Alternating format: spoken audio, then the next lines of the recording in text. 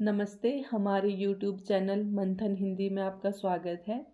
आज की क्लास से हम हिंदी व्याकरण का आरंभ करने जा रहे हैं। हिंदी व्याकरण की ये क्लासेस आपके सभी कॉम्पिटिटिव एग्ज़ाम के लिए उपयोगी सिद्ध होगी।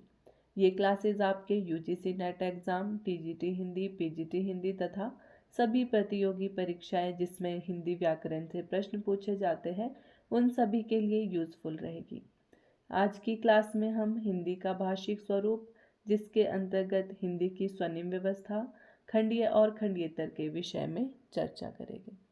सबसे पहले बात करते हैं भाषा से।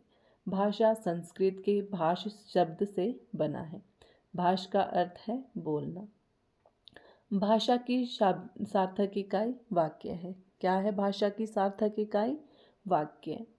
वाक्य से छोटी इकाई उपवाक्य, उपवाक्य से छोटी इकाई पदबंध, पदबंध से छोटी इकाई पद या शब्द, पद से छोटी इकाई अक्षर और अक्षर से छोटी इकाई ध्वनि या वर्ण है। भाषा की सबसे छोटी इकाई क्या है? ध्वनि या वर्ण। हिंदी का भाषिक स्वरूप। प्रत्येक भाषा का अपना ही भाषिक स्वरूप होता है जो व्याकरणिक होता है। भाषा के शुद्ध रूप का ज्ञान हम उसके व्याकरण का अध्ययन करने के बाद ही कर सकते हैं। भाषा के शुद्ध रूप कैसे जान सकते हम? उसके व्याकरण का अध्ययन करने के बाद। हिंदी भाषा के स्वरूप को समझने के लिए उसकी स्वनिम व्यवस्था, उसका वर्गीकरण, शब्द रचना, रूप व वाक्य भेद आदि का अध्ययन आवश्यक है। आज की क्लास में हम क्या करेंगे? हिंदी की स्वनिम व्यवस्था के विषय में चर्चा करेंगे। हिंदी की स्वनिम व्यवस्था। किसी भाषा की मूलभूत इकाई स्वनिम होती है। स्वनिम को और क्या बोलते हैं? ध्वनिग्राम भी बोलते हैं। स्वन क्या होता है? ध्वनि। स्वनिम शब्द स्वन से बना है। स्वन का अर्थ होता है वाक् ध्वनि। भाषा विशेष में प्रयोग करने पर यह वाक् ध्वनि अर्थभेदक होकर स्वनिम कहलाती है। यदि हम किसी भाषा विशेष में ध्वनि का प्रयोग करते हैं और वो अर्थभेदक होती है, जिसका कोई अर्थ निकलता है, तो उसे क्या कहते हैं? स्वनिम। स्वन या ध्वनि भाषा की लघुतम इकाई मानी जाती है। भाषा की लघुतम इकाई ध्वनि या स्वन है। स्वनिम की विभिन्न वैज्ञानिकों द्वारा विभिन्न परिभाषाएं दी गई है। डॉक्टर भोलानाथ तिवारी के अनुसार स्वनिम किसी भाषा की वह अर्थभेदक ध्वन्यात्मक इकाई है जो भौतिक यथार्थ न होकर मानसिक यथार्थ होती है तथा जिसमें एक से अधिक ऐसे उपसर्ग होते हैं जो ध्वन्यात्मक दृष्टि से मिलते जुलते हैं, अर्थभेदक में असमर्थ और आपस में मुक्त वितरक होते हैं। डॉक्टर तिलक के अनुसार भाषा विशेष के उच्चारित पक्ष की विषम स्वनिक अर्थभेदक तत्वों की इकाई स्वनिम है। डेनियल जॉन्स के अनुसार स्वनिम मिलती जुलती ध्वनियों का परिवार है। ब्रागार और ट्रेगर के अनुसार ध्वनि सामान्य ध्वनियों का समूह है जो किसी भाषा विशेष की उसी प्रकार के अन्य समूह से व्यतिरेकी भिन्न होती है। ये थी कुछ परिभाषाएं। अब एक उदाहरण देख लेते हैं। जब एक वक्ता किसी एक ध्वनि या स्वर का बार बार उच्चारण करता है तो उसके हर बार के उच्चारण में कोई ना कोई भेद अवश्य देखा जाता है। जैसे यहाँ पर चौ शब्द का बार बार प्रयोग हुआ है और उसके उच्चारण के बाद उसमें कोई ना कोई भेद अवश्य आपको देखने को मिलेगा। जैसे चंदू के चाचा ने चांदनी चौक में चंदू को चटनी चटाई। यहाँ चौ ध्वनि का 8 बार उच्चारण हुआ है। कितनी बार? 8 बार उच्चारण हुआ है और प्रत्येक चौ ध्वनि के उच्चारण में भिन्नता देखी जा सकती है। प्रत्येक चौ अगली ध्वनि से प्रभावित है। सबके सूक्ष्म अंतरों को ध्यान में रखते हुए चौ 1, चौ 2, चौ 3, चौ 4, चौ 5, चौ 6, चौ 7, चौ 8 के रूप में रख सकते हैं। यह सभी चौ स्वन के संस्वन कहलाते हैं। क्या कहते हैं? स्वन के संस्वन। स्वन क्या? ध्वनि। यद्यपि इन संस्वनों के बीच भिन्नता है, फिर भी एक ध्वनिगत समानता है। जो चौ की ध्वनि है उसमें आपको समानता दिखाई देगी, भले ही उसके अर्थ में भिन्नता है, जिसे हम चत्व कहते हैं। इसी प्रकार प्रत्येक वर्ण के संस्वन की अपनी ध्वनिगत समानताएं होती हैं। इसी आधार पर हम स्वनिम की परिकल्पना करते हैं। स्वनिम की परिभाषा इस प्रकार दी जा सकती है।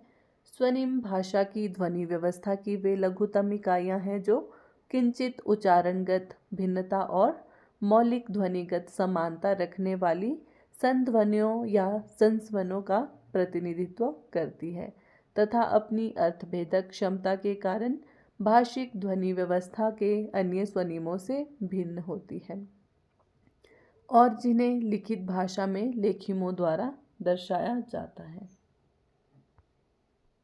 अब स्वनिम व्यवस्था के प्रकार।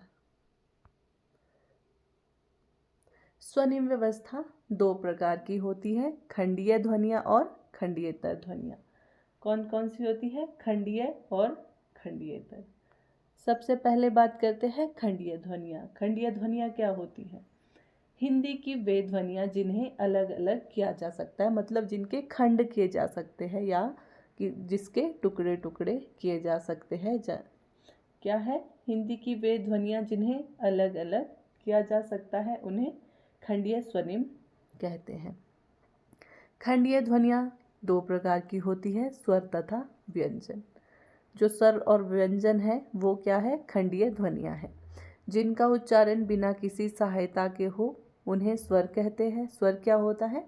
जिसके उच्चारण में किसी की सहायता नहीं लेनी पड़ती, किसी वर्ण की सहायता नहीं लेनी पड़ती है उन्हें, और ये कैसी स्वतंत्र ध्वनियाँ होती हैं, उसे स्वर कहते हैं। हिंदी में स्वर 11 है।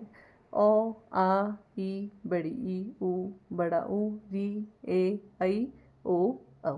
11 ध्वनियाँ हैं। व्यंजन स्वरों की सहायता से बोले जाते हैं। व्यंजन क्या होते हैं? जो स्वरों की सहायता से बोले जाते हैं। मुख्य रूप से हिंदी में 33 व्यंजन हैं।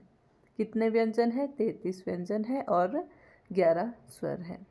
2 अतिरिक्त व्यंजन ड और ढ होते हैं तथा 4 संयुक्त व्यंजन क्ष, त्र, ज्ञ और श्र होते हैं। इसके अतिरिक्त कवर्ग, कवर्ग के अंतर्गत क, ख, ग, घ, ण, चवर्ग के अंतर्गत च, छ, ज, झ, य, टवर्ग के अंतर्गत ट, ठ, ड, ढ, ण, तवर्ग के अंतर्गत त, थ, द, ध, न, पवर्ग के अंतर्गत प, फ, ब, भ, म तथा 4 अंतस्थ व्यंजन। अंतस्थ व्यंजन कौन से हैं? य, र, ल, व तथा ऊष्म व्यंजन कितने हैं? 4। श, पेट कटा श, स, ह। ये क्या है? हमारे खंडीय ध्वनियाँ हैं। खंडीय ध्वनियाँ कौन कौन सी है? स्वर और व्यंजन। अब है खंडीयेतर ध्वनियाँ। खंडीयेतर ध्वनियाँ क्या होती है? जिसके टुकड़े नहीं किए जा सकते। हिंदी के कुछ ऐसे भी स्वनिम हैं जिनको अलग अलग नहीं किया जा सकता है। ऐसे स्वनिमों को क्या कहते हैं? खंडीयेतर स्वनिम। खंडीयेतर ध्वनियाँ कौन सी होती है? जिसे अलग अलग नहीं किया जा सकता। ध्वनियों के साथ कुछ ऐसे तत्व होते हैं जिन्हें ध्वनियों से अलग नहीं किया जा सकता, परंतु ये स्वयं ध्वनि नहीं होते हैं। इन्हें खंडीयेतर ध्वनियाँ या ध्वनि गुण कहा जाता है। ध्वनि गुण निम्नलिखित रूप में होते हैं। मात्रा। किसी ध्वनि के उच्चारण में लगा समय ध्वनि की मात्रा कहलाता है। जो उच्चारण में समय लगता है उसे क्या कहता है? ध्वनि की मात्रा। मात्रा के आधार पर ही स्वर, ह्रस्व तथा दीर्घ होते हैं। मात्राओं के अर्थभेदक होने पर ध्वनि स्वनिमिक होती है। स्वरों के मात्रा भेद के उदाहरण हैं, जैसे बल। बल को बोलने के लिए कम बल लग रहा है तो बल। बाल, इसके लिए दीर्घ स्वर बोल सकते हैं, ह्रस्व और दीर्घ। दिन, दिन, दीन, कुल, कुल, जन, जान। हिंदी की व्यंजन ध्वनियों में भी काल मात्रा होती है, परंतु व्यंजन के द्वित्व रूप में मात्रा का प्रयोग किया जाता है। जैसे सत्ता, सत्ता के लिए सत्ता। पक्का, पक्का। अम्मा, अम्मा। ये क्या है? मात्रा है, ध्वनि की मात्रा। मतलब ध्वनि के उच्चारण में जो आपको समय लग रहा है वो क्या है, ध्वनि की मात्रा है कि कितना समय लग रहा है, थोड़ा समय लग रहा है, ज़्यादा समय लग रहा है। मतलब ह्रस्व और दीर्घ का उच्चारण जो हो रहा है, जैसे सत्ता है, ह्रस्व स्वर दीर्घ सत्ता। बलाघात, जब किसी, बलाघात क्या है, ये भी खंडियेतर ध्वनि है। बलाघात मतलब जब किसी ध्वनि पर उच्चारण करते समय विशेष रूप से बल दिया जाए तो उसे बलाघात कहते हैं। क्या होता है कि ध्वनि के उच्चारण के समय जो बल दिया जाता है उसे बलाघात कहते हैं।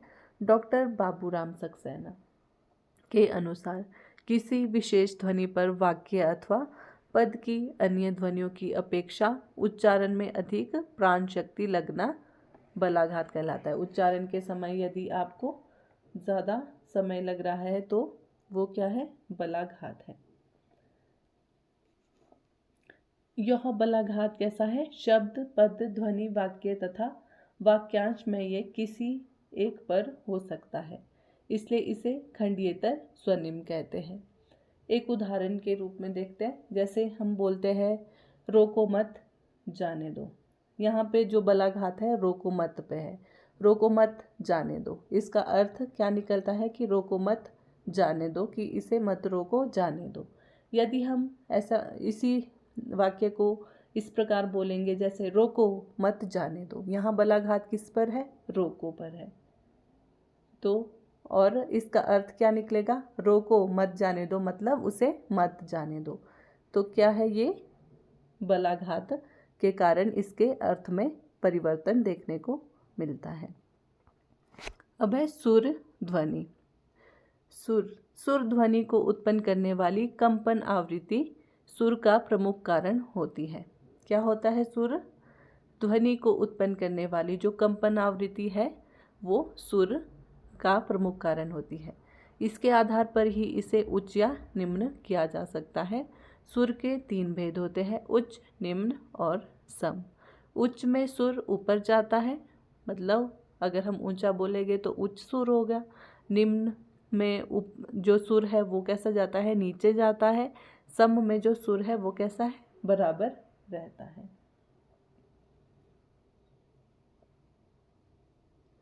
वह अनुनासिकता, अनुनासिक को स्वर गुण के रूप में जाना जाता है। अनुनासिकता भी क्या है, ये खंडियेतर ध्वनि है।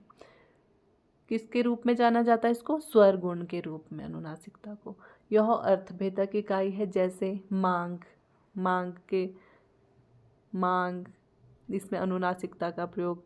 सांस, सांस, संवार, संवार।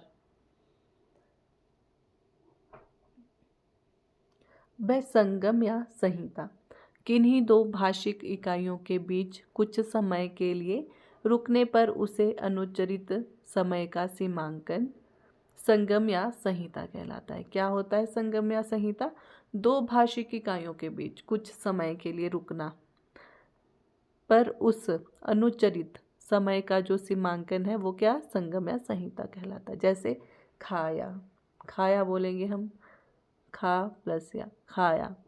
बन जमा आया, बनाया। यदि उपयुक्त संगम या संहिता ना हो तो अभिप्सित अर्थ से परे अर्थ मिलने की संभावनाएं बढ़ जाती है। आज की क्लास में हमने क्या देखा, हिंदी का भाषिक स्वरूप, जिसमें खंडीय ध्वनियाँ और खंडियेतर ध्वनियों के विषय में। खंडीय मतलब जिनके टुकड़े, जिन्हें अलग अलग किया जा सकता है। खंडीय, खंडियेतर जिन्हें अलग अलग नहीं किया जा सकता है। आशा करती हूँ आपको ये क्लास अच्छी लगी हो। धन्यवाद।